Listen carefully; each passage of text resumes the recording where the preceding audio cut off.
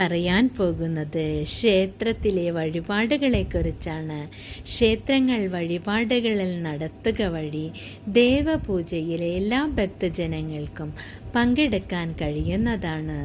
അന്നദാനം കഴിപ്പിക്കുക വഴി ഐശ്വര്യത്തിനും, ചുറ്റുവിളക്ക് മനഃശാന്തിക്കും, നിറമാല അഭിഷ്ടസിദ്ധിക്കും, ധാര രോഗശാന്തിക്കും, ചന്ദനം ചാർത്തൽ കാര്യസിദ്ധിക്കും വളരെ അനുയോജ്യമാണ്.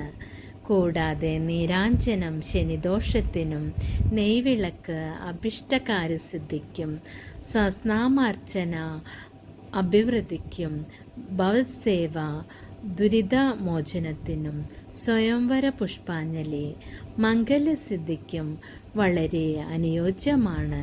രക്തപുഷ്പാഞ്ജലി ശത്രുദോഷം മാറുന്നതിനും, പുഷ്പാഞ്ജലി രോഗദുരിതങ്ങൾ മാറുന്നതിനും വളരെയധികം ഗുണങ്ങൾ നൽകുന്നതാണ്.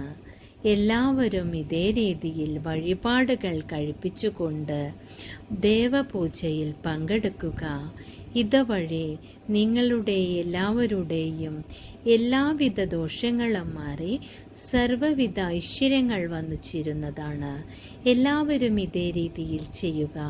ഭഗവാന്റെ കൃപാകടാക്ഷങ്ങൾ എല്ലാ ഭക്തജനങ്ങൾക്കും ലഭിക്കട്ടെ എന്ന് പ്രത്യേകം പ്രാർത്ഥിക്കുന്നു.